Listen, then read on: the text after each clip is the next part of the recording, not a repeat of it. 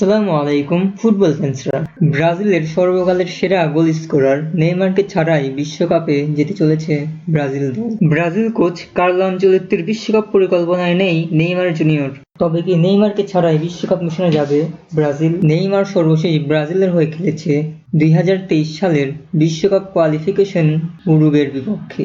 যেই ম্যাচেই নেইমারকে এক ভয়ঙ্কর ইনজুরিতে পড়তে হয়, যার ফলে বারবার ইনজুরিতে পড়ে নেইমার এবং প্রায় 2 বছরের বেশি সময় ধরে ব্রাজিল দলে নেই নেইমার জুনিয়র। এবছরের অক্টোবরের মাঝে ইনজুরিতে পড়ে নেইমার জুনিয়র।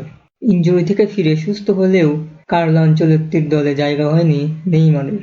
এই সম্পর্কে সাংবাদিকরা কার্লো আনচেলত্তিকে প্রশ্ন করলেও তিনি বলেন, নেইমারের সাথে আমার আর কথা হয়নি। আমরা দেখব কবে ও সেরে ওঠে ও ফুল ফিট হয়।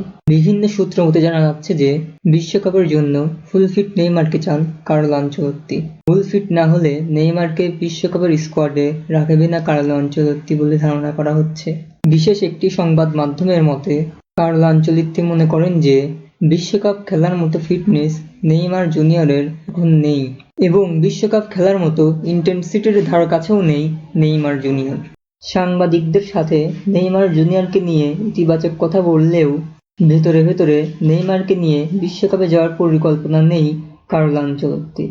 এমনকি ব্রাজিলের ফিটনেস কোচিং স্টাফরাও নেইমারের শারীরিক অবস্থার তথ্য বিশ্লেষণ করে দেখেছেন যে তার ফিটনেস এখন আর টপ লেভেলের খেলোয়াড়দের মতো নাই। নেইমারের ফিটনেসের কথা বিবেচনা করে নেইমারকে বিশ্বকাপ স্কোয়াডে না রাখার পরিকল্পনা করেছে কার্লো আনচেলত্তি। আপনাদের কি মনে হয় নেইমারকে ছাড়া ব্রাজিল কি পারবে তাদের হেক্সা মিশন পূরণ করতে?